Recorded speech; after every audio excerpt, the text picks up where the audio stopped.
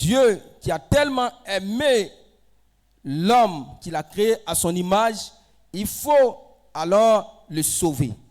Et donc Dieu fait un plan pour envoyer son fils Jésus-Christ pour mourir à la croix pour toi et pour moi, afin que nous soyons sauvés. Alléluia. Donc le plan de Dieu pour nous, c'est que toute l'humanité soit sauvée, soit rachetée. Mais ce matin, nous allons parler du plan que Dieu a pour ta destinée. Alléluia. Dieu a pour ta destinée. Le plan que Dieu a pour chacun de nous en tant qu'enfant de Dieu sur la terre. Alléluia. Et que c'est ce plan-là que nous allons parler ce matin. Et ce que Dieu t'a dit, quelque part Dieu t'a dit quelque chose sur ta destinée. Ce que tu dois être, ce que tu dois devenir, ce que tes enfants doivent devenir plus tard. Et ce matin, par la puissance du Saint-Esprit, nous allons nous appuyer sur l'histoire d'un jeune homme dans la Bible. À partir de là, et nous allons comprendre quel est le plan que le Seigneur a pour chacun de nous. Alléluia. Nous allons nous appuyer sur alors l'histoire de Joseph.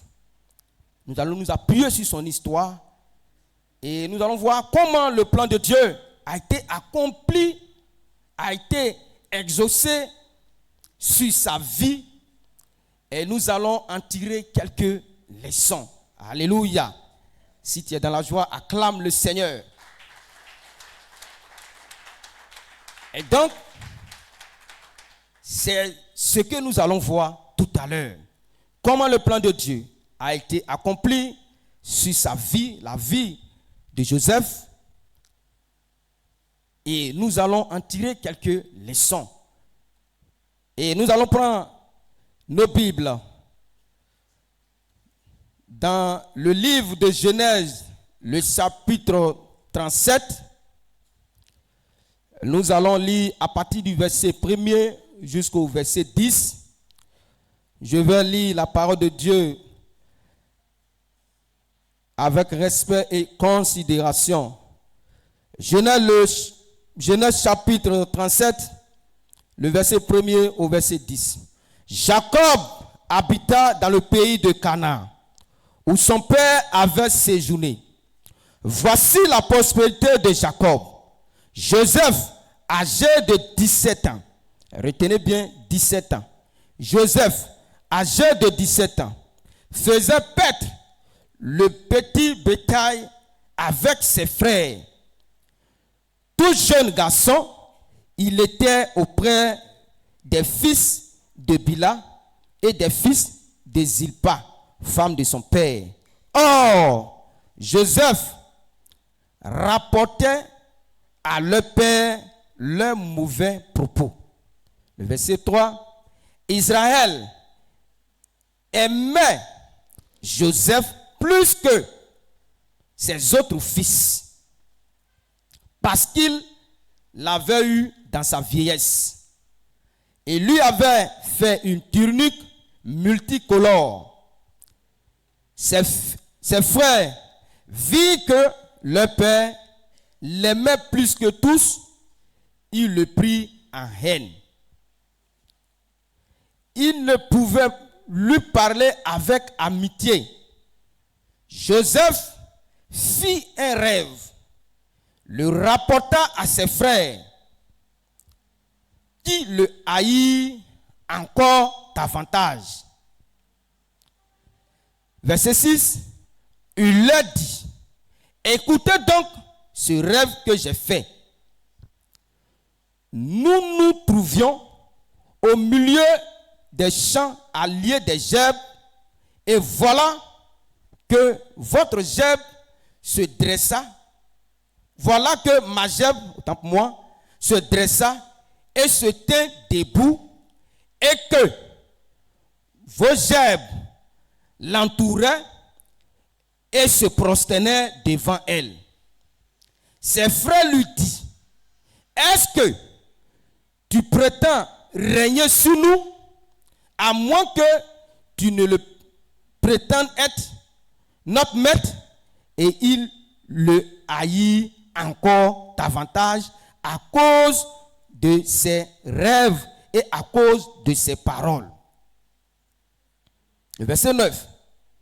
Il fit encore un autre rêve qu'il raconta à ses frères. Il dit, voilà que j'ai fait encore un rêve. Le soleil, la lune et 11 étoiles se prosternaient devant moi. Il le raconta à son père et à ses frères. Son père le gronda et lui dit, que signifie ce rêve que tu as fait? Prétends-tu que nous viendrons, ta mère et tes frères et moi, nous prosterner en terre devant toi? Alléluia. Alléluia. C'est une très belle histoire que nous venons de lire tout à l'heure. Et donc, voici l'histoire sur laquelle nous allons nous appuyer pour voir comment Dieu a réalisé la destinée de Joseph. Alléluia. Et Joseph avait 11 frères. Ils avaient le même papa qui s'appelle Jacob. Et il était l'avant-dernier fils de Jacob, appelé aussi Israël. Joseph a eu pour mère Rachel. Sa maman s'appelle Rachel.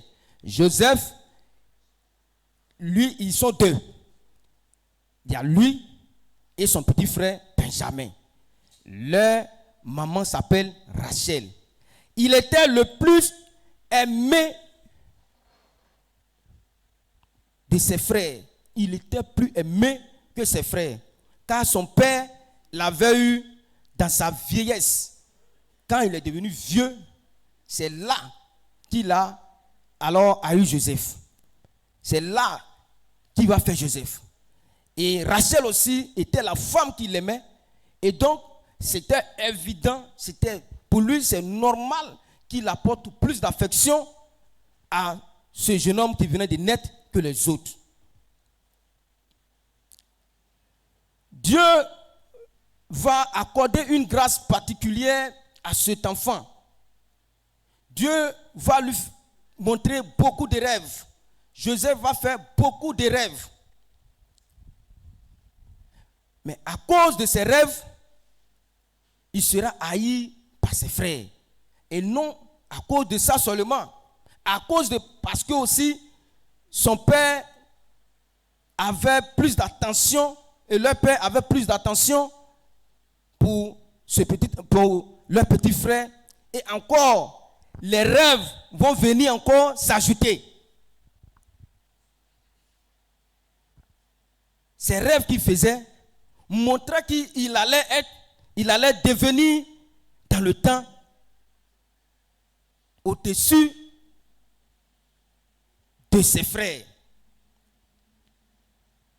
Et vraiment, ils vont mal apprécier la manière dont Joseph était aimé par son père et aussi ses différents rêves. Oui, ici, Joseph, il naît le père pour le différencier des autres. Il va lui donner un habit spécial. Il fait un habit spécial. Donc, imaginez un peu, peut-être même que le papa mangeait avec lui. Peut-être que le papa dormait avec lui. Donc, Joseph était aimé. Joseph était aimé de tous ces enfants-là.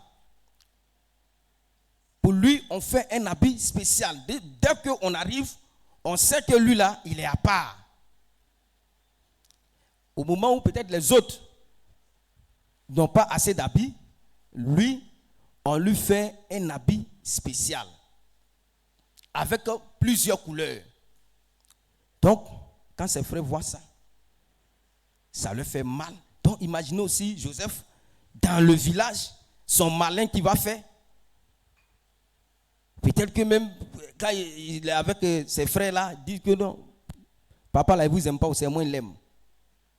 Papa là, il ne fait rien pour vous, c'est moi il l'aime. Donc, tout ça là va entraîner la haine dans le cœur de ses frères. Alléluia. Et Dieu va accorder la grâce à Joseph. Joseph va faire 2 rêves sur le plan que Dieu avait pour sa destinée. 2 rêves. Le premier rêve que nous trouvons dans Genèse, le chapitre 37, le verset 7 et le verset 8.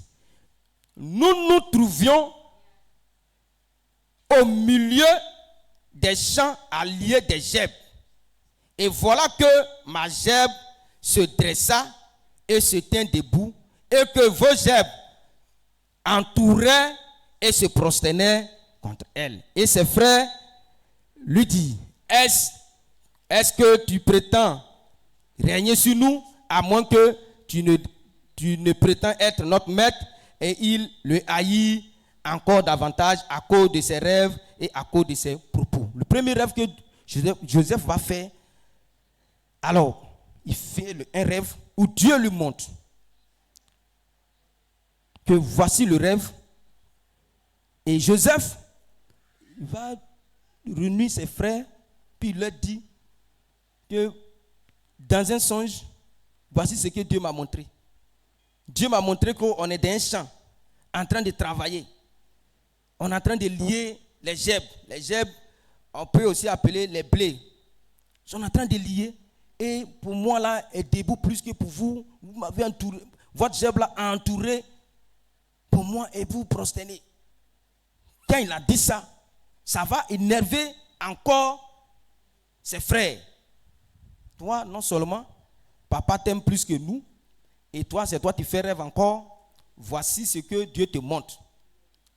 Donc, le premier rêve ici montre que la destinée de Joseph sera plus grande que celle de ses frères. Joseph va faire la gerbe debout ici, représente la future élévation. La future élévation. Gerbe debout. Ça montre que dans le temps, Joseph sera élevé. Et les gerbes qui l'entouraient et qui se prosternaient montrent que Joseph aura de l'autorité sur eux. Alléluia. Le deuxième rêve que Joseph fait, Dieu lui montre encore. Cette fois-ci, Dieu prend des images encore. Dieu prend la lune, Dieu prend le soleil, 11 étoiles qui lui montrent.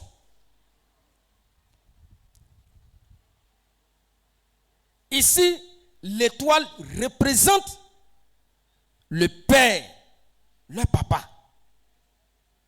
La lune représente sa maman. Et les 11 étoiles, ce sont ses frères. Et Joseph va expliquer ce rêve, ce qui montre que non seulement Joseph aura de l'autorité sur ses frères, mais aussi sur son papa et puis sa maman. Et quand nous venons au verset 10, le père Jacob, qui sait, et il va le gronder. Petit, on ne dit pas ça. Et là encore, alors, ce rêve-là va provoquer encore la jalousie et la haine dans le cœur de ses frères. Alléluia. Si tu es là, acclame un peu le Seigneur.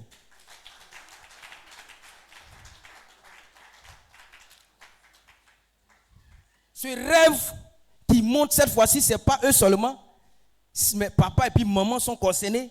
Ah non, ils ne vont pas digérer ça. Et c'est à partir de ces deux rêves que l'histoire, la souffrance de Joseph va commencer. Alléluia. À partir de ces deux rêves qui va expliquer, sa souffrance va commencer. Dieu lui a déjà montré qu'est-ce qu'il allait devenir, mais tellement que on l'a mis en haut, il se prend pour le grand frère, il l'explique comme il veut, et à partir de là, ses frères aussi vont commencer à comploter contre Joseph. Ils ont dit, bon, ils sont allés comme d'habitude au champ, envoyer les animaux de leur père pour aller les faire manger. Ils sont là dit non, mais le petit là, il a trop foutaise. Et non seulement, on lui fait un habit pour mettre la différence entre lui et nous. Et encore, c'est lui, il va donner ces gens de songes là. Lui là, il faut qu'on lui fasse du mal. Il faut qu'on le tue. Il faut qu'on le tue. Sinon, si on ne le tue pas, il va nous fatiguer avec ces rêves-là. Si on le tue là, peut-être que là, papa aussi va commencer à nous regarder un peu. Voici ce qui va les habiter. Et on peut voir ça dans Genèse, le chapitre 24. Pardon, le Genèse chapitre 37, le verset 24. Que je vais lire rapidement. Il le prit et le jetait dans la citerne. Cette citerne était vide, il n'y avait point d'eau. Alléluia. Donc, voici ce ils avaient comme idée. Ses frères étaient au champ. Leur papa va lui dire, il faut aller alors voir tes frères, tu vas leur donner un peu de quoi manger. Et Joseph, il arrive, lui, il ne sait pas ce qui se passe. Et Joseph arrive.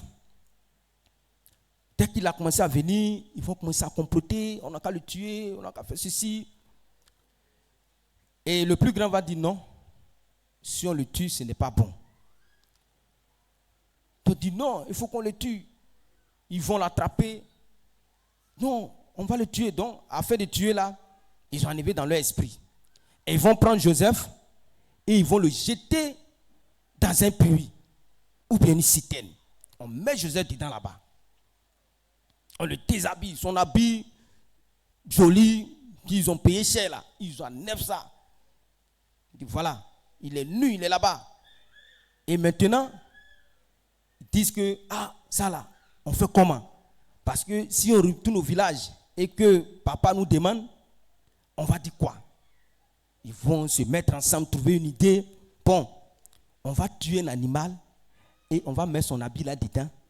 On va arriver à la maison, on va dire à papa qu'il y a un animal qui l'a mangé. Et ils complotent comme ça. Parmi eux, tout va dire non, il ne peut pas rester là-bas. Il faut qu'on le fasse sortir. Et ils vont faire sortir Joseph, puisqu'ils ont déjà leur complot. Pour eux, il ne doit plus vivre. Il ne doit plus vivre. Donc il n'y a pas de raison que Joseph les suive encore à la maison. Si Joseph les suit à la maison, Joseph va faire le rapport. Parce que lui, il faisait toujours des rapports. Il va faire le rapport. Il va faire le rapport. Et ce n'était pas bon pour eux. Donc, il dit, bon, on va le tuer et puis il n'y a rien. Et on le fait sortir. Ils vont dire, bon, comme on ne peut pas le tuer aussi, on va le vendre.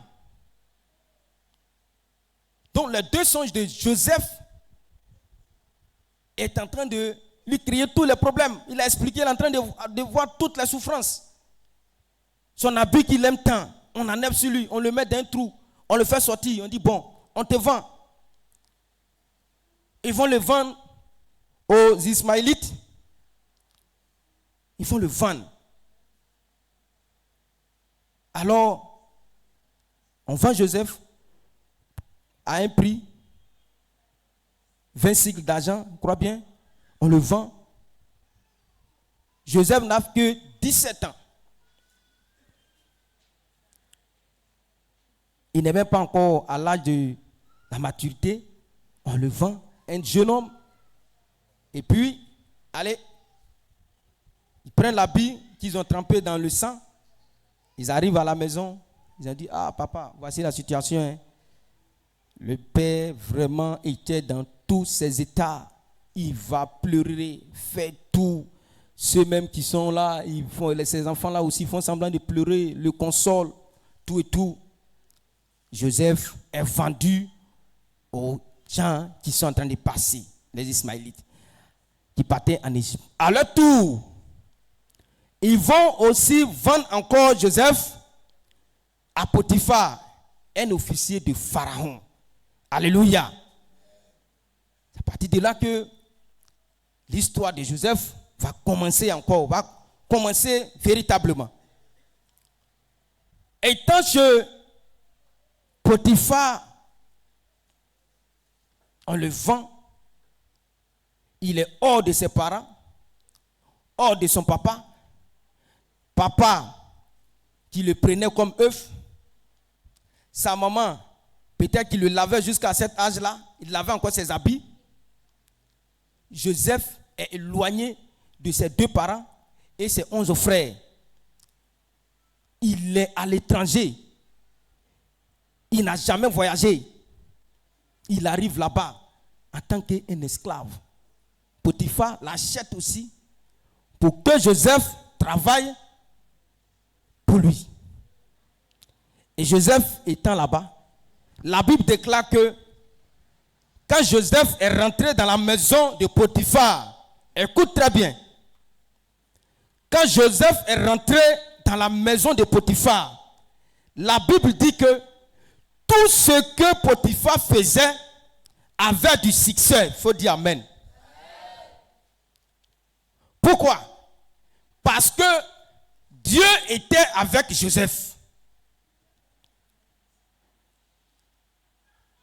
Parce que ce petit Joseph-là connaissait Dieu. La grâce de Dieu était avec lui. La connexion qu'il avait, quand il est rentré en contact avec Potiphar, tout marchait pour Potiphar. Bien-aimé, il y a des hommes de Dieu avec qui tu rentres en contact. Il y a des prophètes avec qui tu rentres en contact. Tout va marcher pour toi. Tout va marcher pour toi. Alléluia. Quand Joseph est rentré là-bas, la connexion de Dieu qui était sur lui est rentrée aussi dans la maison de Potiphar. Joseph, qui était un enfant gâté, se retrouve dans une situation de imaginer un officier de police. Il travaillait, c'est lui qui essuyait la maison, il faisait tout, il surveillait tout. Il surveillait tout. Peut-être même qu'il dormait à des heures même tardives. Chez lui à la maison, quand il était encore avec ses parents, il dormait à des heures, on le prenait, mais arrivé là-bas, la situation a changé. Et Joseph était là avec la femme de Potiphar. La Bible mentionne aussi que ce Joseph-là était un jeune homme qui était très beau, qui figure très joli. Il était joli. Et donc la femme va commencer alors à séduire le jeune homme. La femme va le séduire. La femme va tout faire. Tous les jours, elle est sur le jeune homme. Tous les jours, matin, midi, soir. Elle est là, matin, midi, soir. Petit, ah vraiment, tu me plais, tu es ceci, tu es cela. Tous les jours, pendant le temps que Joseph a fait là-bas. Joseph a fait 11 ans chez Potiphar en tant qu'esclave. 11 ans. Il était là-bas. Donc, pendant ces 11 ans-là, en tout cas, Potiphar était devenu riche. Parce que tout marchait pour lui. Pendant ces 11 ans aussi, la femme ne le laissait pas en paix. Jusqu'à où elle va monter un coup pour prendre l'habit de Joseph. Et quand son mari est venu, elle va faire le rapport qu'elle fait le rapport, son mari ne cherche pas à comprendre. Son mari croit que tout ce que sa femme dit est la vérité. Comment un esclave, tu oses faire ça devant les autorités, même si tu as raison, on ne te demande pas, on ne te dit rien, on te dit que tu n'as pas raison. Joseph ne peut pas parler. Il n'a personne pour lui défendre. Ses parents qui sont là, qui le connaissent très bien, ils ne sont pas là pour le défendre. Et Joseph, alors, Potiphar va le prendre et il l'envoie en prison. On peut voir ça dans Genèse, le chapitre 39, le verset 20 au verset 22. Genèse, le chapitre 20. Le Genèse chapitre 39, pardon. Genèse chapitre 39.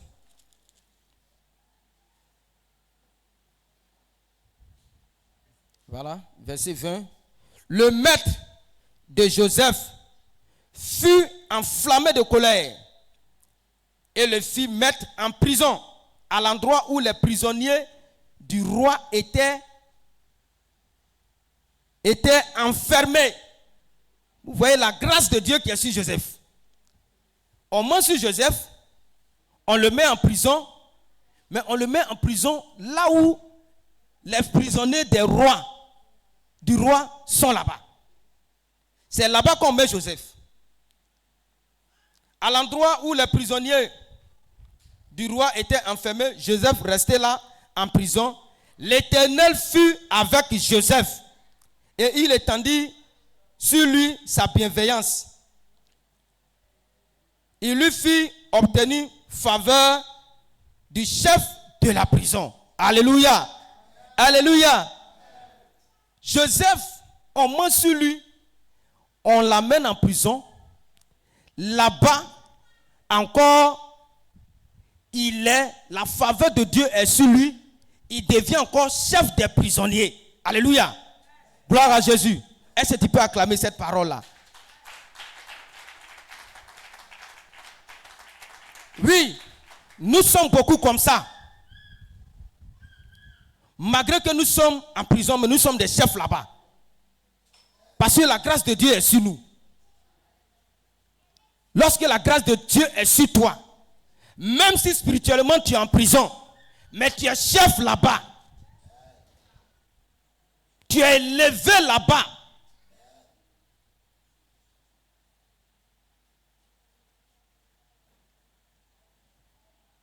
Et on le nomme comme chef. Et Joseph étant là-bas, certainement Joseph, il priait dans la prison là-bas. Joseph était là-bas, il a trouvé d'autres personnes là-bas. Et là-bas, Joseph va faire la connaissance encore d'autres personnes. Là-bas, il y a 2 prisonniers que le roi a mis là-bas, qui travaillent pour le roi, et puis le roi les a mis là-bas, le roi Pharaon les a mis là-bas. Il y a les chansons du roi et puis le panetier. Le chanson, c'est celui qui est au service du roi. Alors quand le roi doit boire, c'est lui qui est là, il lui donne, puis il boit. Puis il goûte et puis il lui donne, puis il prend. Le panetier, lui, c'est quelqu'un, lui s'occupe de la nourriture, du pain, de la boulangerie. Mais ils ont déconné et puis le roi les a mis en prison. Ils sont là-bas. Et ils vont avoir l'un et l'autre des songes. Ils vont expliquer à Joseph, qui est le chef. Joseph va leur donner l'explication pour dire que toi, les chansons, tu vas sortir. Tu seras rétabli dans ta fonction. C'est vrai que peut-être ils ont mis quelqu'un à ta place, mais quand tu vas sortir d'ici, là, le roi va te remettre là. Et toi, l'autre, le panetier, tu vas sortir aussi. Mais pour toi, le roi va te faire tuer. Il va te pendre, il va te faire tuer. Et les 2 ont eu grâce. Ils sont sortis. Et effectivement, ce que Joseph a dit, c'est passé pareil, même chose. le chanson, on va le replacer dans sa fonction et le panetier, on va le tuer. Et et chanson, tu as eu grâce comme ça. Il arrive là-bas, il va oublier Joseph. Il s'en fout. Il passe même pas même à la prison. S'il veut, il n'a qu'à mourir là-bas. Ce n'est pas son affaire. Il oublie. Il oublie. Joseph va rester là-bas pendant 2 ans en prison. Il est dans la prison pendant 2 ans. Qui va le défendre? L'officier de Pharaon dit que tu as cherché sa femme. Qui peut te défendre? On prend un exemple même simple ici. Si tu as cherché la femme du commissaire ou bien du CB, si on t'a mis dedans, est-ce que tu peux sortir? Tu peux sortir comme ça? Non. Donc, Joseph, où il était là, pour lui, il ne pensait pas, il était là. 2 ans en prison. Et Dieu, qui a dit quelque chose sur la destinée, le plan qu'il avait pour Joseph, a toutes les stratégies. Alléluia. Il a toutes les stratégies. Il va passer maintenant. Joseph est roi. Pardon. Joseph est le chef des prisonniers. Dieu a dit qu'il sera élevé. Déjà en prison, ce que Dieu a dit est en train de se réaliser. Dieu le met chef. Et là-bas, ils vont l'oublier. Donc imaginez même peut-être que là-bas même, les prisonniers qui étaient avec lui ne tombaient plus malades. On envoyait manger à cause de la présence de Joseph. Ils étaient là. Bon, ils ont vu, vraiment, il y a quelqu'un qui peut nous aider. Nous, là, on ne le laisse pas partir. Voilà que Dieu va passer maintenant par Pharaon maintenant. Alléluia. Ça, c'est le dernier niveau. Dieu va passer maintenant par Pharaon. Dieu montre un songe et Pharaon fait un songe. Dans la nuit, il se réveille, il est agité, il est troublé. Il dort, il se réveille le petit matin et il appelle ses magiciens, ses sages qui avaient aussi l'habitude d'interpréter les rêves du roi Pharaon. Mais chose bizarre, ce songe que Pharaon a eu, ces sages-là n'ont pas pu interpréter.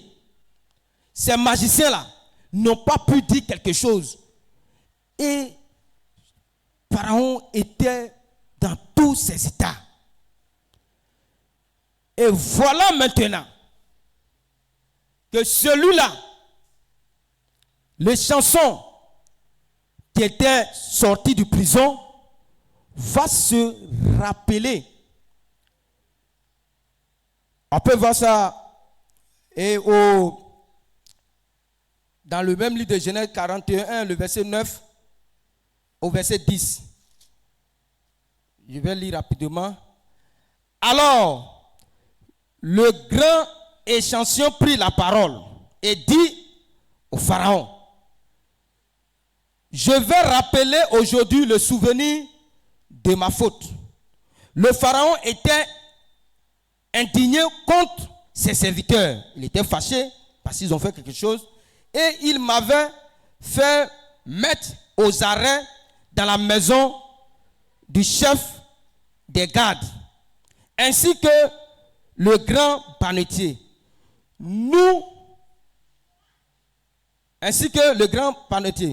Nous avons fait, lui et moi, un rêve dans une même nuit, chacun un rêve susceptible d'être expliqué. Et donc, voici que le monsieur maintenant, il va se rappeler et il va dire au Pharaon: si on n'arrive pas, les sages et puis les magiciens n'arrivent pas à expliquer, mais il y a un jeune hébreu qui est en prison là-bas. On était dans la même cellule que lui. Un jour, on a eu un rêve. Moi et mon ami, moi et mon collègue, on ne comprenait rien. Quand on a expliqué, il nous a donné l'explication claire et c'est ce qui est passé. Alléluia. Alléluia. Quand Pharaon a entendu ça, il faut dire quand Pharaon a entendu ça,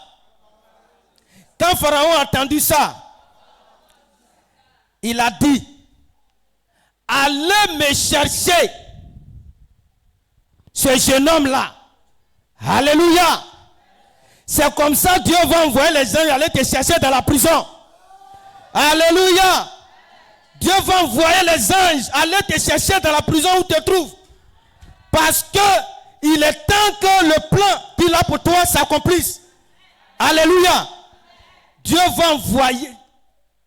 Joseph était là-bas. Il ne sait rien. Il n'est rien. On rappelle que pour voir un roi, il faut une audience. Il faut écrire. Il faut demander à quel moment le roi est disponible. À quel moment le président est là pour te recevoir. Mais pour le cas de Joseph, il n'y a pas eu d'audience. Il n'y aura pas d'audience aussi pour toi au nom de Jésus. Alléluia. Alléluia. Et on s'en va chercher Joseph. On le fait sortir de la prison. Joseph arrive. Joseph est passé du puits. Joseph est passé de la vente. Joseph est arrivé chez Potiphar. Ils l'ont traité de tous les noms. Il a cherché femme de son maître. Joseph est allé en prison. Quelqu'un l'a oublié. Dieu se rappelle de ce qu'il a dit sur la vie de Joseph. Dieu est en train de planifier tout maintenant. Joseph, qui était chez son papa, qui n'avait jamais voyagé, il entend le nom de Pharaon. On lui parle de Pharaon. Il avait tout. Il n'a jamais pensé qu'un jour il allait être là-bas. Et on fait venir Joseph. Joseph apparaît devant ce Pharaon. Pharaon dit, enlevez l'habit qui est sur lui. Enlevez l'habit de prison qui est sur lui. Alléluia. Dieu va enlever les vêtements de prison sur toi. Quand Dieu veut te bénir, quand Dieu veut accomplir le plan qu'il a sur ta vie, il va enlever les vêtements qui te font honte. Il va enlever les comportements qui te font honte. Il va enlever ce qui peut bloquer le plan de Dieu sur ta vie, sur ta destinée. Et c'est comme ça que le Pharaon lui-même, il regarde le jeune homme. Il dit, mon petit, vous là, enlevez son habit. Enlevez son habit. Mettez un nouvel habit sur lui. Mettez un habit de gloire sur lui. Mettez un habit de grâce sur lui. Bien-aimé frères et sœurs, toi tu me suis. Toi tu es en présidentiel. Quand le Seigneur va enlever, l'habit que le Seigneur va mettre sur toi, c'est un habit de gloire. C'est un habit de bénédiction. C'est un habit de succès. Dis amen fort. Dis amen fort. Dis amen fort. Si tu es d'accord, acclame puissamment le Seigneur. Alléluia. Gloire à Jésus. Gloire à Jésus. Je l'ai plusieurs fois dit ici. Partout où je m'avais prêché, je dis, si ce n'était pas la grâce de Dieu pour moi, aujourd'hui là, je ne peux pas m'arrêter ici pour parler de Dieu. J'étais dans un village, j'enseignais là-bas, et j'ai eu un problème avec un de mes patrons. Et ce problème-là, pour des raisons qui ne tiennent pas, il estime que je lui ai manqué du respect, ceci. Déléguer tout le monde pour aller lui présenter les excuses, il dit il ne veut rien entendre. Et que moi, je dois quitter le village. Et il me met à plus de 50 km.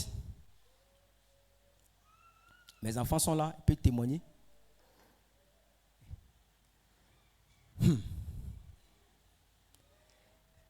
Je suis passé partout. Il dit non et non. D'accord? Les gens ne sont pas bons, hein? les gens ne sont pas bons. Les gens me disent que où on t'a mis là? Des gens qui sont là pour décourager. C'est-à-dire que toi-même tu es déjà affaibli, ils vont venir encore t'enfoncer. On dit là-bas là, la route là, il y a les coupeurs de route. À chaque 10 minutes, on coupe route. Hein? Il dit mais attends, ça c'est quelle histoire ça? J'arrive, j'ai fait des jours, je ne partais pas. Ils ont déjà appelé mon directeur pour dire s'il ne vient pas, on fait un dossier contre lui et on va transmettre ça à Abidjan. Ils vont suspendre son salaire. Et le même jour, je suis arrivé. J'ai vu le directeur, tout et tout. Il dit, ah mais on fait comment? Il dit, bon, voilà ça. Ils m'ont montré la maison où il devait être. Je devais être tout. En tout cas, il faut dire que ça n'a pas été facile. Et je partais.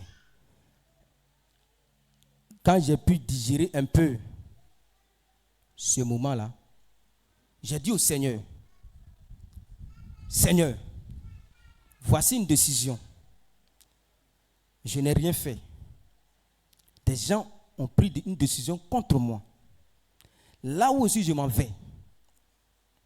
Les gens disent qu'il y a des coupeurs de route à chaque 15 minutes. Je te recommande l'année scolaire entre tes mains. Frère, le Dieu que nous servons, il est fidèle. Alléluia. Le Dieu que nous adorons, il est fidèle. Durant l'année scolaire, chaque fois que je prends ma moto, j'ai toujours croisé des gens sur la route. Des coins même où là où on dit les coupeurs de route sont là. Je pars toujours, il y a des gens. Toujours, il y a des gens. Un jour, quand je suis rentré, 10 minutes, j'entends, ils ont coupé la route. J'ai dit, Jésus, tu es bon. Donc c'est moi qui attendais pour qu'on coupe la route. Dès que je suis rentré net, tu dis, allez couper la route maintenant. Ah, tu es bon. Et j'étais là-bas. Ils ont sali mon dossier. Ils ont sali mon dossier pour dire que je suis un mauvais enseignant. Je fais des histoires dans le village. Ils ont sali mon dossier. Et un jour, pendant l'année scolaire, le directeur va m'appeler à son bureau. Il dit, Monsieur Kakou, à 10h, je vais vous voir. Il dit, il n'y a pas de souci, j'arrive. Il me regarde et dit, qu'est-ce qui s'est réellement passé? Il dit, ah, directeur. Bon, ici, nous, on a l'habitude d'appeler les directeurs DR. Il dit, ah, DR. Bon, c'est une longue histoire, les sons. Je ne vais pas revenir sur les choses. Il dit, non, explique-moi. Il dit, mais pourquoi vous voulez savoir? Parce que lors des réunions avec monsieur l'inspecteur, alors mon nom a été là-bas, partout. Je suis un brigand, un voyou, tout. Bon, laissez comme ça. Il dit non. Il dit, tu sais pourquoi il te demande? L'homme qui est là, ne peut pas changer en un mois ou bien en 2 mois. Jamais. On m'a dit que tu ne respectais pas ton directeur, ton ancien directeur. On m'a dit que dans le village, tu faisais palabre avec les villageois. On m'a dit que entre vous, les collègues, il y avait palabre partout. Mais depuis que tu es arrivé, parmi les enseignants là, tu es le seul à faire des préparations écrites pour venir déposer. Tu es le seul qui vient à l'heure. Tu es le seul qui est toujours dans sa classe. Il ne passe pas son temps en train de causer avec les seuls, avec les autres. Vraiment, le mot qu'il m'a dit, il dit Dieu va faire ton palabre. Alléluia. Il dit Dieu va faire ton palabre. Ne dis rien. Il dit non, il n'y a rien. Quand il explique un peu, fini. Dieu est bon. Hein? Le monsieur, c'est lui qui gérait la région de Pakwabo. Tout là-bas. C'est lui qui gérait. Donc, ça veut dire que là où je suis là, Si ce n'est pas la grâce de Dieu, moi je ne peux pas sortir de là-bas. Parce que mon papier, c'est lui qui doit signer pour qu'il sorte. S'il ne signe pas, il ne peut pas sortir. Même s'il va à Abidjan, pour aller voir, ils vont dire, va, ton inspecteur n'a qu'à signer. Lui et moi, ça ne va pas. Il va signer comment? Et voilà, Dieu va mélanger la situation. Dieu va changer la situation. Alléluia.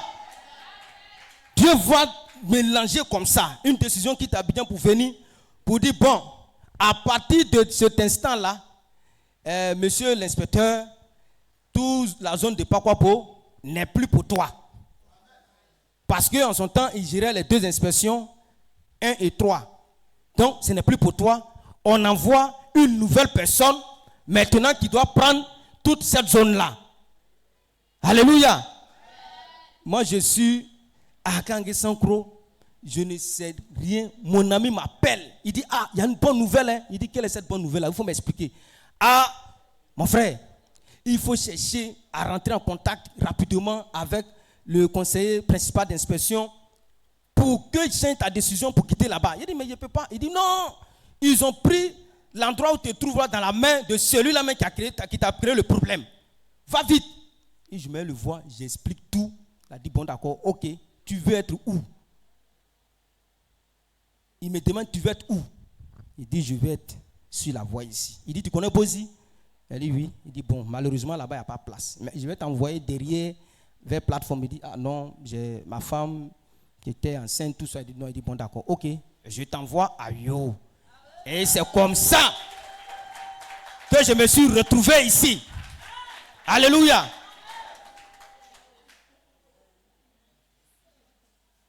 Oh, hey. J'étais là. Je devais aller au village. En 2019. Une parole sonne dans mon esprit. Arrivé là-bas, il faut faire évangélisation. Je pensais que c'était mon esprit. J'arrive là-bas, la parole encore. J'ai un oncle qui a une église.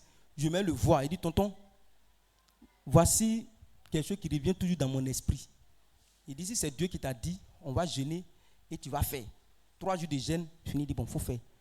On finit de faire le programme, tout. Lui-même, il avait un programme d'une semaine spirituelle. Il a fait venir les hommes d'Abidjan, ils sont venus.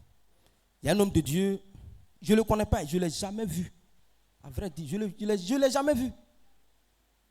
Donc, quand il a fini son message, l'Esprit de Dieu était en action, donc il a commencé à prophétiser sur la vie des gens. Quand il m'a appelé, il dit, mon frère, viens. Je suis arrivé. Il dit, tu es du village? J'ai dit, oui. Il dit, d'accord. Dieu me dit, de te dire, tu vas te mettre directeur d'école. Je dis, ça là, c'est faux, hein. Moi, j'ai eu mes problèmes là-bas jusqu'à quand je viens, voilà la prophétie encore qui sonne. D'accord. Et c'est comme ça que j'ai choisi la parole. 1 an, 2019, 1 an passe, rien. 2 ans, rien. 3 ans, rien. Il dit, il dit, attends, ça c'est quelle prophétie ça là? Ah! Oh. Et voilà, t'as dit, Dieu, non, Dieu il est fort, hein. À cause de toi là, Dieu peut faire, Dieu peut bénir quelqu'un à cause de toi, pour que toi aussi ta bénédiction là, tu puisses rentrer dedans. Et Dieu va faire, il y a la directrice que vous connaissez, elle fait le concours, ça ne marche pas, elle fait, ça ne prend pas, elle fait, ça ne prend pas. La dernière année, elle dit, elle ne fait pas. Je lui ai dit, on ne sait jamais, peut-être que cette année, quand tu vas faire là, ça va marcher. Et elle allait déposer ses dossiers à la dernière minute. Et à la dernière minute, elle a déposé, le résultat sort, paf, elle a admise. Quand elle a admise là, j'ai dit, gloire à Jésus. Déjà, j'ai dit, dans mon cœur, j'ai dit, prophétie accomplie. Le plan de Dieu est accompli. On lui demande à l'inspection, parmi tes enseignants là, c'est qui tu veux qu'on mette directeur d'école? Oh, ouais. Non, Jésus est bon, hein. Et c'est là que quelqu'un a chanté tout à l'heure que quand on a Jésus, on a tout. Et c'est comme ça. Elle dit, aïe. Ça là, vous connaissez déjà. Quand même je ne suis pas là, c'est lui qui fait tout. Est-ce que ça là, il y a quelque chose à parler encore? Et Dieu merci aussi, vous savez que notre maman là, elle venait ici. Donc on a dit non, il faut dormir tranquille. Considère que c'est fait. Tu es directeur. C'est fini. Et c'est comme ça que Dieu m'a établi. Donc, vous voyez un peu, on m'a humilié là-bas. Traîné de tout le nom. Mon nom a pris jusqu'au point un jour, on était assis quelque part en train de manger. Quelqu'un a dit mon nom. Monsieur Kakou, il y a une maîtresse qui a fait comme ça. Elle a tiqué. Elle dit, aïe, il y a quoi? Elle dit, aïe, mais non. De la manière qu'ils t'ont déshabillé là, en griffe. Vraiment, mais tu es un gars cool. Je dis, c'est ça qui est là-haut. Et Dieu même qui sait faire ces choses. Le même qui a menti sur moi. Le même qui m'a traîné dans la boue. Un jour il passait. Je ne sais pas où il partait, puis il est rentré à l'école de Yo. Quand il m'a vu, il a pensé que j'allais lui donner d'eau. Je suis allé vers lui. J'ai dit, papa, inspecteur, bonne arrivée. Il dit, ah, tu es ici maintenant? Ah, tu es un directeur? J'ai dit, oui.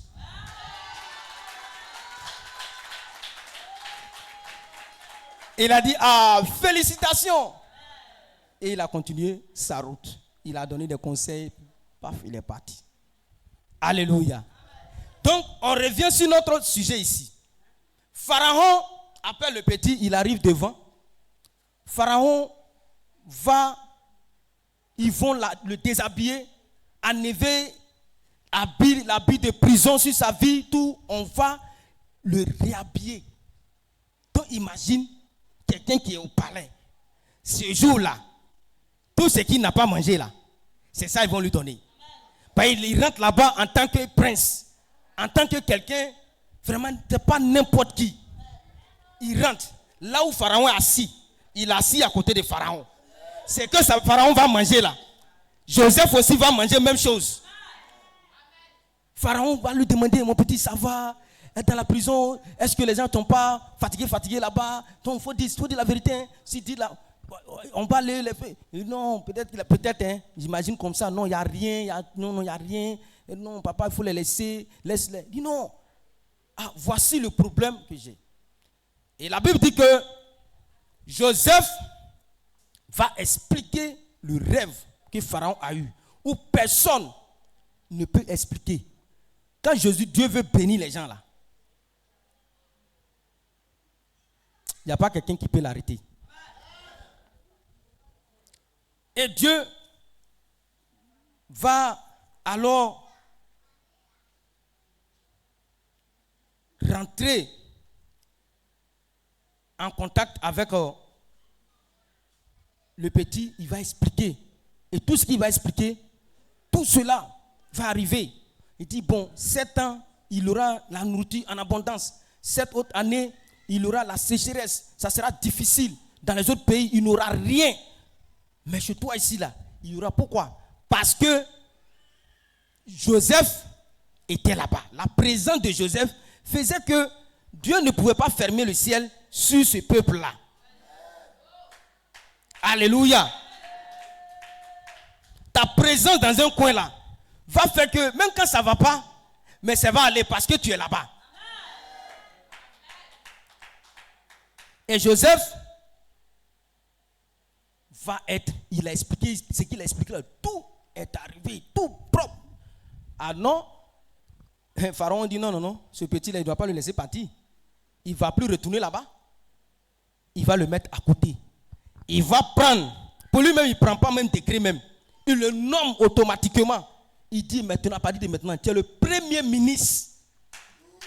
Tu es le gouverneur. Je te laisse tout. C'est toi qui dois gérer tout. Donc, les rêves que Joseph a eus ont eu leur accomplissement. Dieu a dit qu'il allait les lever. Dieu les lève, même au-dessus, c'est-à-dire Pharaon même devient petit devant le petit Joseph. La famine a commencé. Voilà maintenant ses parents. Il n'y a pas la nourriture là-bas. Hein. Ils courent aussi pour venir. Ils viennent. Eux, ils ne reconnaissent pas Joseph. Mais Joseph, lui, il les reconnaît. Joseph les reconnaît. Joseph sait que ce sont ses parents. Et Joseph va alors les accueillir une première fois. Ils vont partir. Quand ils vont revenir, quand ils pensent à tout ce qu'ils lui ont fait, mais après, il a dit non, que ce n'est pas normal que moi aussi je rende le mal pour tout ce qu'ils m'ont fait. Et à cause de Joseph, les parents de Joseph ont eu accès au palais. Alléluia. À cause de Joseph, ses parents étaient assis à la table des grands. C'est vrai qu'aujourd'hui, peut-être que tu n'as pas été élevé. Peut-être. Mais à cause de tes enfants, il y a des coins où toi, tes pieds vont arriver là-bas. À cause de tes enfants, il y a des coins où toi, tes pieds là, ça va arriver là-bas, ça va rentrer là-bas. Alléluia. Oui, bien-aimé. Aujourd'hui là, tu traînes mal. Mais tu vis avec ce mal-là. Tu es célibataire, rien ne marche. Des échecs répétés, des blocages. Certainement, Dieu veut que tu passes par ces choses-là.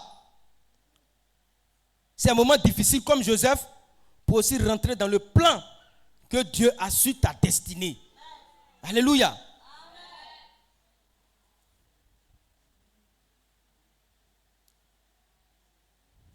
Oui, frère. Nous sommes sur le bon chemin. Nous avons choisi le bon chemin. Il ne faut pas abandonner. Il faut t'accrocher. N'abandonne pas. À la fin, là, tu vas voir à quel niveau le Seigneur va te positionner. Joseph n'a pas abandonné. Joseph est resté attaché au Seigneur. À la fin de son histoire, Dieu l'a établi gouverneur comme premier ministre. Joseph est parti comment on appelle ça, de sa famille lorsqu'il avait 17 ans. Il est rentré chez Pharaon, il a 30 ans. Donc il a passé 13 ans de souffrance. Joseph était un petit berger. Joseph était un petit berger. De berger, il est devenu ministre. De berger, il est devenu gouverneur. Alléluia. De berger, il est devenu un haut cadre pour sa famille. De la petite situation tu es là. Dieu va élever ton niveau. Dieu va élever alors ta vie. Il va t'élever pour que tu sois considéré. Alléluia. Alors Joseph est passé par la haine. Ils l'ont vendu. Par la prison. On connaît les prisons. Hein? Quand tu es en prison, ce n'est pas facile. Aujourd'hui, là, il y a beaucoup à qui ils ont fait des promesses de travail. Quelqu'un t'a fait une promesse de voyage, de mariage. Tu vois que c'est en train de tarder. Oui, frère, bien-aimé, attache-toi au Seigneur. Accroche-toi. Ne relâche pas. Joseph s'est attaché au Seigneur. Il n'a pas abandonné. Quand tu vas t'attacher au Seigneur, s'attacher au Seigneur, c'est sa parole. Quand tu vas t'attacher à la parole de Dieu, tu vas voir que ce que Dieu a dit sur ta vie, cela va s'accomplir. Le plan que Dieu a pour toi, pour ta destinée, pour toi et tes enfants, cela va s'accomplir. Alléluia. On prend l'histoire de Moïse. Moïse qui est né d'un père hébreu et d'une mère hébreu, voici que Pharaon va donner un ordre pour qu'on tue tous les petits garçons, parce que si on les laisse, les Hébreux, ils vont devenir intelligents, ils vont les dominer, donc il faut les tuer. Et la maman de de Moïse va fabriquer une caisse et met l'enfant dedans, il l'envoie sur le Nil, le fleuve. Allez. La fille de Pharaon était en train de se baigner avec ses camarades. La maman de Moïse, en partant déposer la caisse sur l'eau, la grande sœur de Moïse était cachée quelque part pour regarder. Et quand Pharaon a vu, la fille de Pharaon a vu, elle a pris et la petite fille est venue. Ah, tu veux que je trouve quelqu'un pour allaiter? Pour toi, dit oui. Et elle fait venir sa maman. Ils vont juger le prix. Faut faire, je vais te payer ton salaire. Et quand l'enfant sera sévré, je prends mon enfant. Donc Moïse, dans ça, il rentre comment on appelle ça? Chez Pharaon. C'est un petit Pharaon. Mais pendant qu'on l'a mis sur l'eau, dans l'eau, nous savons qu'il y a des mauvais esprits, il y a des animaux qui mangent les gens, tout et tout. Mais pendant ce temps-là, Dieu n'a pas permis que Moïse soit mangé par un animal. Alléluia. Pendant ce temps-là, parce que Dieu avait un plan sur la vie de Moïse. Et quand Moïse va grandir, Moïse sait que lui-même, il sait qu'il n'est pas égyptien. Et il va voir de la manière dont ils sont en train de maltraiter son peuple, il va frapper et il va le tuer et il va prendre la fuite, il va quitter, malgré tous les privilèges qu'il avait là-bas, il va quitter, il va fuir. Pendant 40 ans, dans le désert, quelque part là-bas. 40 ans. Quelqu'un qui avait des privilèges, tout, il laisse. Vous voyez comment Dieu nous enlève dans les situations. Quand ce n'est pas la gloire de Dieu, Dieu va t'enlever là-bas. Alléluia. Quand ce n'est pas la gloire de Dieu, Dieu va t'enlever dans la situation là-bas. Pour t'amener dans le plan qu'il a formé pour toi. Moïse va rester là-bas pendant 40 ans. Moïse revient en Égypte, mais cette fois en tant que libérateur. Alléluia. Il revient en tant que libérateur. C'est le plan que Dieu avait sur sa vie. Aujourd'hui, là, tu es chrétien, tu es là. Les maladies sont venues. Toutes les situations sont venues. Mais Dieu va t'enlever dans cette situation-là pour que tu sois le libérateur de ta famille, pour que tu sois le libérateur de ta nation.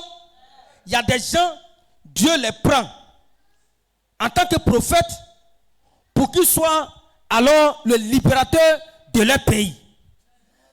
Dieu choisit des gens dans leur famille pour qu'ils soient des libérateurs pour leur famille. Par toi, des âmes sont sauvées. Des régions sont gagnées à Christ. Donc voici le plan que Dieu avait pour Moïse. Moïse il revient ici en tant que le sauveur. Celui-là même qui est venu sauver le peuple hébreu, le peuple choisi de Dieu. Ceux-là même qui ont tapé 400 ans, 4 siècles dans l'esclavage, dans les difficultés, dans les problèmes. Des gens que Dieu a choisis. Dieu va enlever Moïse là-bas. Il va le transformer. Et il va libérer maintenant mon peuple. On connaît l'histoire de Moïse. Son nom est dans la Bible. Le plan que Dieu avait pour lui, c'était de libérer son peuple. Le plan certainement que Dieu a pour toi aussi. Peut-être Dieu veut passer par toi pour que des gens soient libérés. Pour que des âmes soient sauvées. Pour que des gens soient guéris. Pour que des gens... C'est pour cela depuis, il y a une maladie qui est sur toi mais tu ne meurs pas. C'est pour cela tu fais des accidents, on dit tout le monde est mort mais toi tu vis.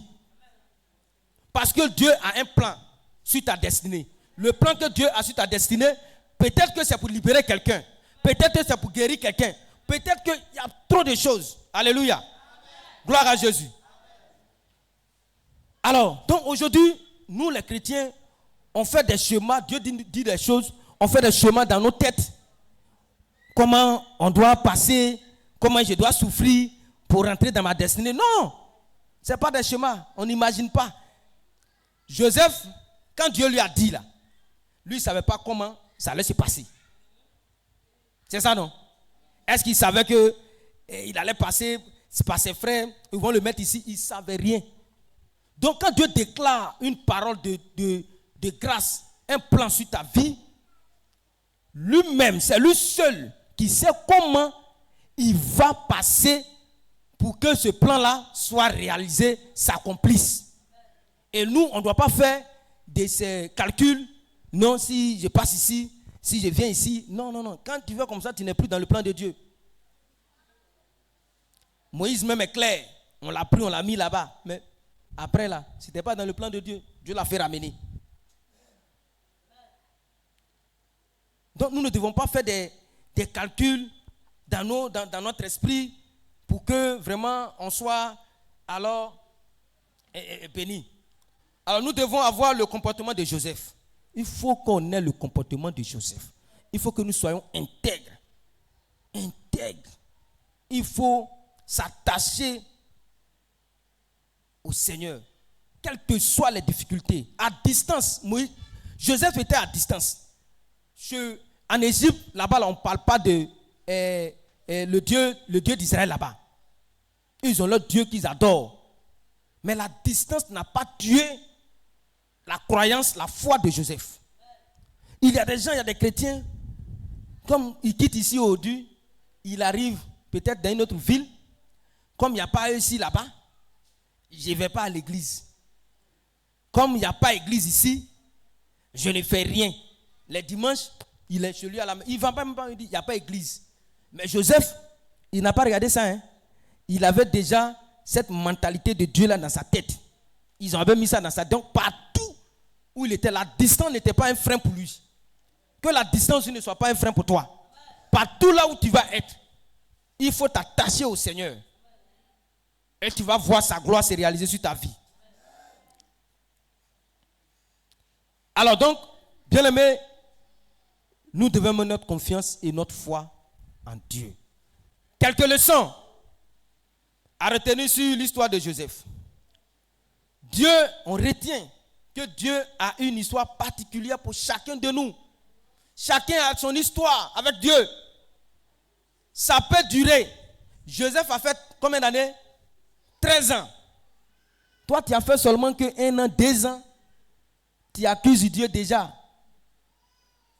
1 an de souffrance. Tu accuses déjà Dieu.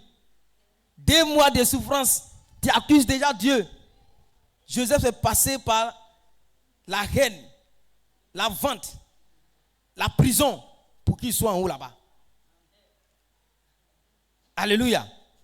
Donc chacun de nous, Dieu a un plan. Il a une histoire particulière avec chacun de nous.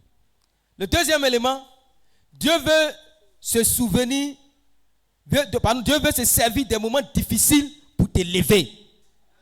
Dans les moments difficiles là, Dieu prend ça comme appui. Quand tu es collé à lui, il prend comme appui et puis lui il t'élève. Dieu a pris tous ces éléments que nous avons cités sur l'histoire de Joseph pour l'élever. Rien ne peut empêcher Dieu d'accomplir le plan qu'il a prévu sur ta vie. Il n'y a rien. Rien ne peut empêcher Dieu d'accomplir ce qu'il a prévu. Le plan qu'il a prévu sur ta vie, sur ta destinée, sur la destinée de tes enfants. Rien ne peut empêcher ça. Rien ne peut empêcher. Alléluia. Pour ceux qui sont, il y a un homme de Dieu qui était venu ici, puis il a rendu le témoignage de Rachel, si vous vous souvenez. Il a dit que voici la fille à Daloa. Ses parents sont décédés. Elle va à l'église, ça ne va pas chez elle, elle n'a rien. Elle va à l'école, ils l'ont renvoyée, elle va à l'église. Même pour manger, elle a tous les problèmes. Rachel vient à l'église, même quand on veut faire offrande. Tellement que son cas est difficile, on dit non, il ne faut pas, elle va faire offrande là aussi. L'argent qu'elle a qu'à garder, va manger. Rachel, fidèle à l'église, attachée à Dieu, fait tout. Un jour, ils sont au culte comme nous sommes là.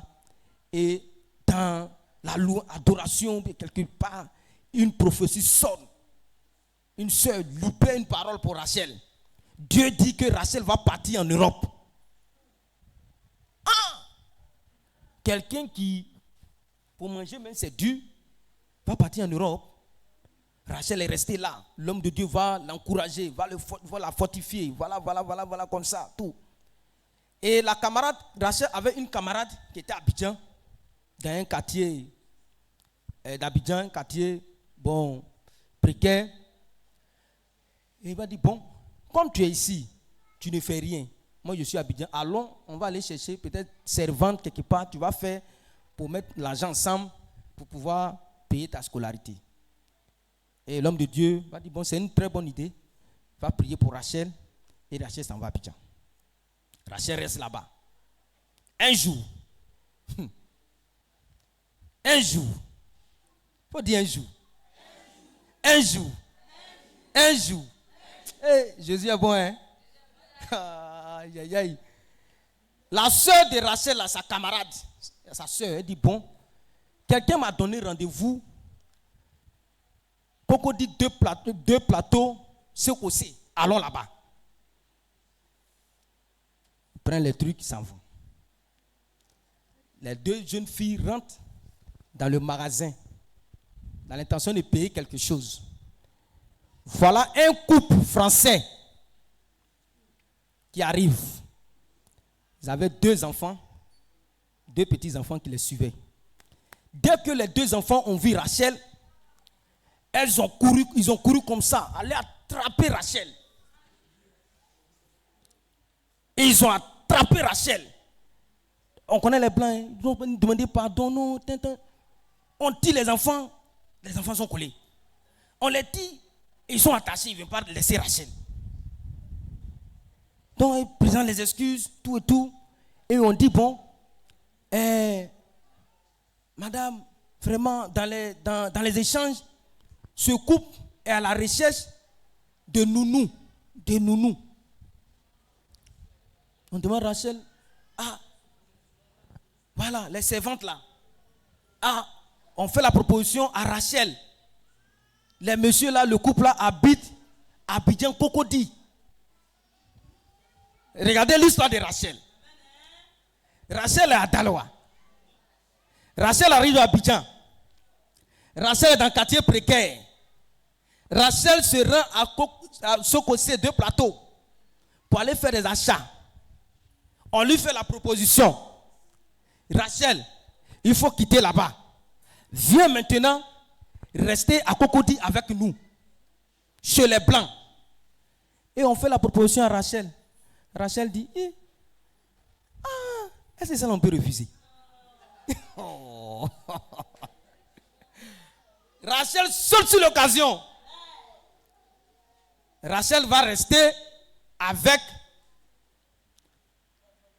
les Blancs. Rachel prend les enfants là comme ses propres enfants.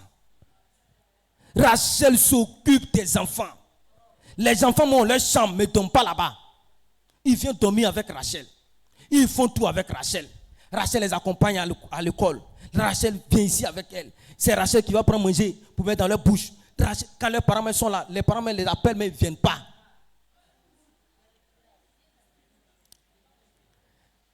Rachel est restée là-bas. Rachel est devenue une famille. Il appelle toujours son pasteur. Il appelle, papa, voici la situation. Il dit non, c'est qu'il ça va aller. Ça va aller. Prophétie, là, ça fait plus de... Il y a longtemps. Ça va aller. Non, c'est qu'il y a elle-même, elle ne comptait plus dessus. Pow! La crise de 2011 a éclaté. Tous les ressortissants français doivent partir. Rachel dit, je vais revenir encore dans mon quartier précaire. Dieu, toi aussi. Rachel va expliquer à son pasteur. Son pasteur dit, reste en prière. Dieu va faire quelque chose. Et Rachel est restée en prière. Rachel va prier. Et ils ont fait, les parents même, eux-mêmes, ça les gênait de libérer Rachel. Mais ils ne savaient pas comment faire. Dieu va passer par les enfants. La prophétie de Rachel qu'ils ont relâché, ça fait des années là. Dieu va passer par les enfants. Les enfants vont dire à leurs parents, si Rachel ne va pas, nous aussi on ne va pas.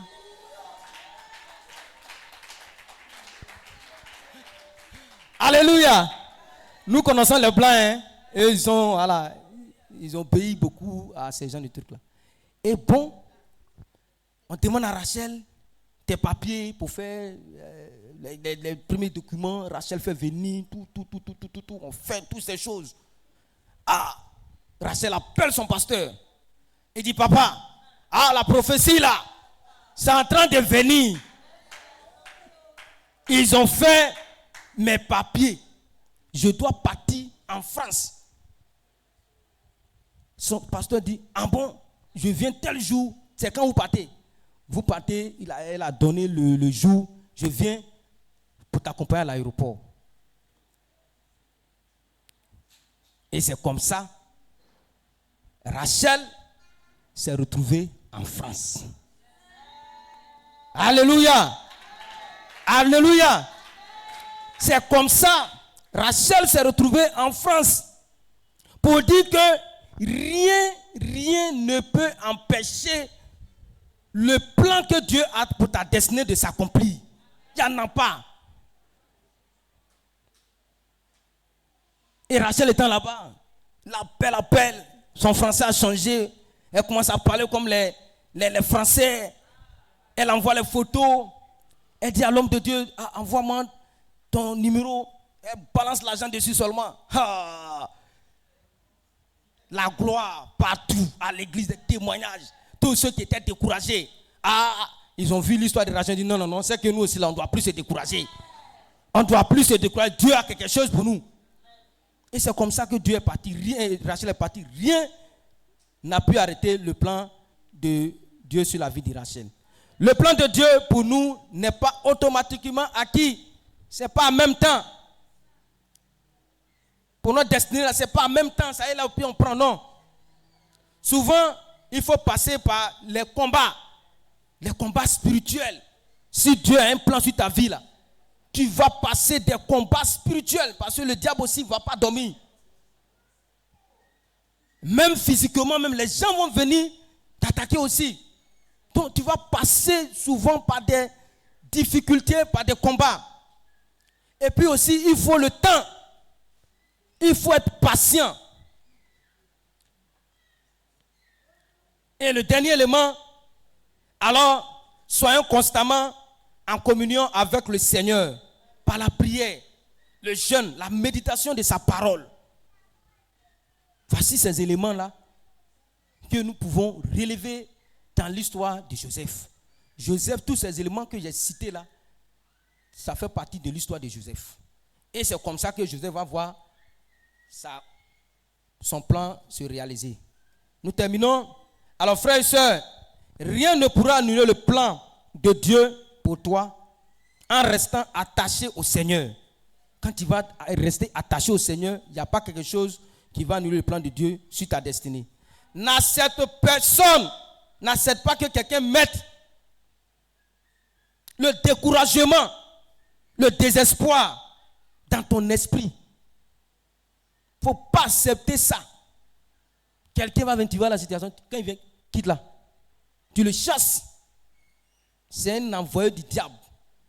C'est un envoyé des ténèbres. Il ne faut pas accepter ça.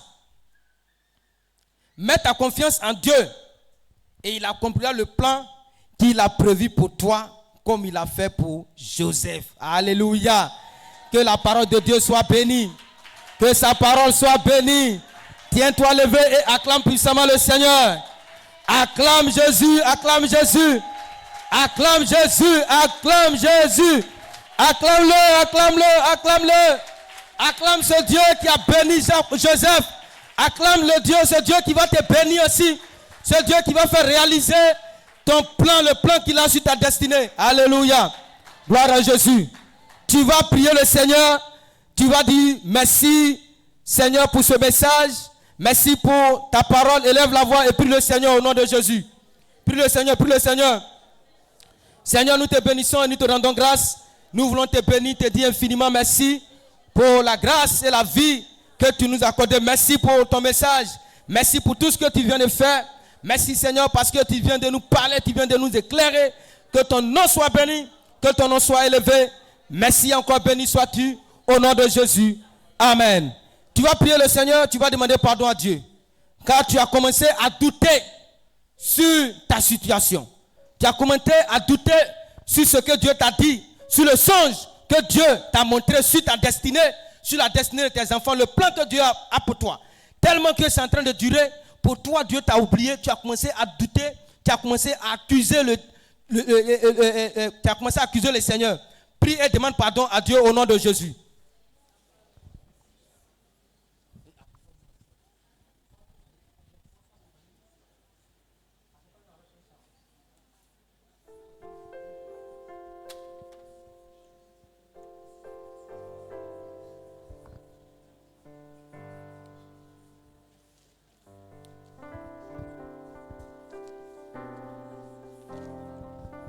Merci Seigneur, merci Père, merci Père.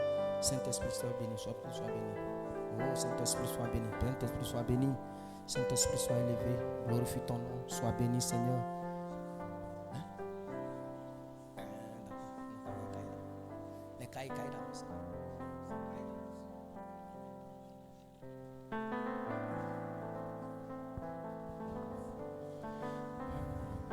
Oui, bien-aimé, tu as douté.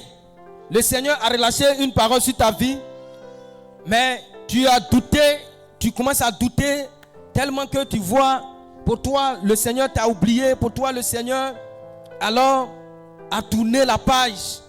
Oui, demande pardon à Dieu. Demande pardon. Joseph est sorti de son pays, a quitté ses parents lorsqu'il avait 17 ans. Mais tout ce que le Seigneur a dit sur sa vie, c'est accompli à 30 ans. Il a fait 13 ans de difficultés. Il n'a point douté. Il était toujours attaché au Seigneur. Il était toujours accroché à Dieu. Oui, toi aussi, le Seigneur a relâché une parole sur ta vie. Le Seigneur t'a montré quelque chose sur tes enfants. Mais tu vois que, alors, cela est en train de durer. Tu commences à douter. Le Seigneur t'a dit qu'il va te guérir. Oui, le Seigneur a dit qu'il va te guérir, mais n'a pas donné le temps. Le Seigneur ne t'a pas donné le temps. Il ne t'a pas dit que je vais te guérir dans 2 ans. Il a relâché sa parole. Tu as saisi par une prophétie, par la voix d'un prophète, d'un homme de Dieu, par la voix de ton père spirituel, des pasteurs. Le Seigneur t'a parlé. Mais actuellement, tu doutes. Tu doutes de cette parole. Tu négliges le Seigneur. Tu négliges Dieu. Demande pardon. Tu doutes de lui. Demande pardon. Oui, bien aimé, tu vas prier le Seigneur. Tu vas demander au Saint-Esprit de te soutenir dans les moments difficiles que tu vis. Comme il a fait pour Joseph. Oui, je ne sais pas quelle situation que tu traverses. Mais dans ces moments difficiles que tu vis, que tu traverses, ça peut être la maladie, ça peut être les finances, ça peut être toute chose. Oui, tu vis des situations compliquées. Demande au Saint-Esprit de te soutenir, de te donner la force de pouvoir tenir comme Joseph. Oui, dans toutes ces difficultés-là, le Saint-Esprit, Dieu était avec Joseph. C'est pour cela qu'il a pu tenir. Demande aussi à Dieu de te donner cette force afin que tu puisses tenir devant toutes ces difficultés. Élève la voix et prie le Seigneur. Prie le Seigneur, prie le Seigneur. Oh Seigneur, nous avons besoin de toi. Nous prions que tu nous soutiennes. Nous prions que Seigneur, dans les moments difficiles, dans les moments compliqués, Seigneur, tu sois là pour nous, soutiens-nous. Ne nous abandonne pas. Ne nous abandonne pas, sois là. Comme tu as été pour Joseph. Éternel bon Dieu, dans les difficultés, tu as été avec lui. Tu étais là. Tu l'as soutenu. Tu l'as soutenu. Seigneur, oh Père, nous te bénissons. Saint-Esprit, soutiens-nous. Soutiens-nous, soutiens-nous, soutiens tous tes enfants qui traversent des moments difficiles. Qu'ils soient en présidentiel, qu'ils soient en ligne. Oui, Seigneur, tu as un plan sur la destinée. C'est là que, Seigneur, tu veux qu'ils passent. Mais, Seigneur, nous avons besoin aussi de ton soutien. Oui, Père de gloire. Seigneur, nous te prions. Oh Saint-Esprit, de nous soutenir, de nous soutenir, de nous soutenir, de nous soutenir. Sois béni, Seigneur. Sois élevé au nom de Jésus. Amen. Tu vas demander au Saint-Esprit, Saint-Esprit, fais-moi oublier mes souffrances, mes peines. Pour que le nom de Dieu soit encore glorifié dans ma vie. À la fin de la situation de Joseph, Dieu a fait oublier les souffrances de Joseph. Dieu a donné 2 fils à Joseph. Le premier s'appelle Manassé. Dieu m'a fait oublier mes souffrances. Oui, après ces moments difficiles, pour que tu oublies aussi tout ce que alors tu as traversé comme souffrance, demande au Saint-Esprit de te faire oublier les peines et les souffrances, afin que le nom de Dieu soit encore glorifié dans ta vie. Élève la voix et prie le Seigneur. Prie le Seigneur, prie le Seigneur. Prie le Seigneur, prie le Seigneur. Demande au Saint-Esprit.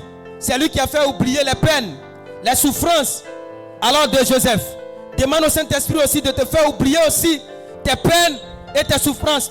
Oui, pendant que quand tu vas finir de traverser ces difficultés, ces moments difficiles pour rentrer dans le plan que Dieu a pour ta destinée, alors demande au Saint-Esprit de t'aider à oublier toutes ces souffrances, à oublier toutes ces peines au nom de Jésus.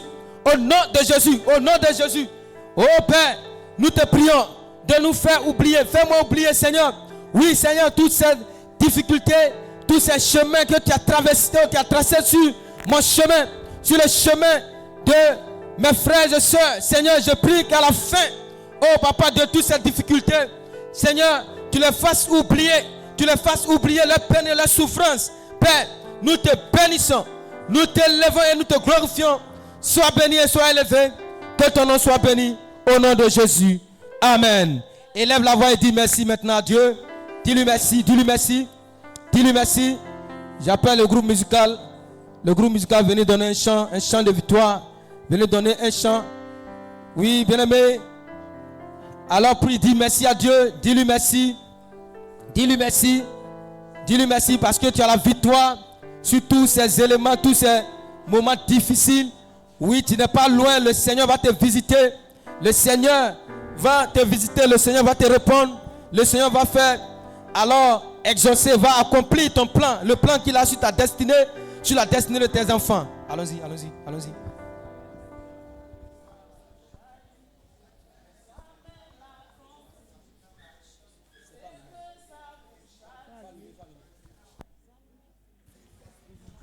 C'est que sa bouche a dit, sa main l'accomplit. Est-ce que tu peux chanter avec le groupe musical?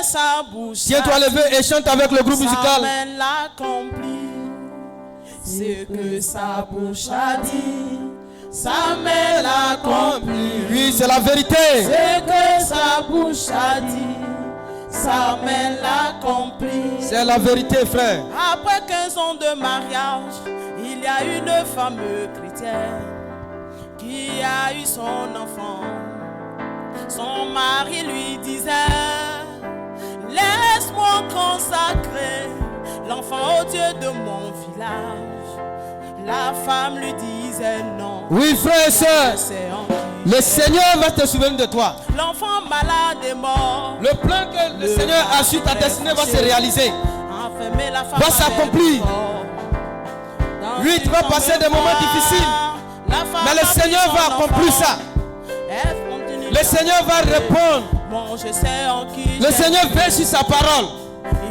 Ce qu'il a relâché sur ta vie sera accompli. Le plan qu'il a relâché sur ta vie, sur la destinée de tes enfants, sur ta destinée, ça peut prendre le temps, mais cela sera réalisé au nom de Jésus. Le père des orphelins, le mari des vieux. Les incrédules se moquaient, d'autres se réjouissaient. Les gens se sont moqués de toi, mais tu vas te réjouir après. Des jours sont passés. Lui, regarde la position dans laquelle tu étais. Et regarde où le Seigneur est en train de partir avec toi. C'est que sa bouche a dit. Regarde la position à laquelle le Seigneur est en train de partir avec toi. Sa main l'accomplit. C'est que sa bouche a dit. Sa main l'accomplit. C'est que sa bouche a dit. Sa main l'accomplit. Stérile, stérile, stérile. Pourquoi maman tu pleures? Va dans la parole de Dieu. Prends ton enfant là-bas. Toi qui es au chômage, tu t'es une fois demandé la raison de ton existence. à ton Créateur, empressé par le diable. Tout est accompli pour toi à Golgotha. Va prendre ton héritage, c'est que sa bouche a dit, ça me l'accomplit. C'est que sa bouche a dit, ça me l'accomplit. C'est que sa bouche a dit, ça me l'accomplit. C'est que sa bouche a dit, ça me l'accomplit. C'est que sa bouche a dit, ça me l'accomplit. C'est que sa bouche a dit, ça me l'accomplit. Alléluia. Est-ce que tu peux acclamer puissamment le Seigneur? Oui, ce que sa bouche a dit, sa main l'accomplit. Alléluia. Alléluia. Soyons richement bénis. Voilà, veuillez vous asseoir. Alors nous allons passer maintenant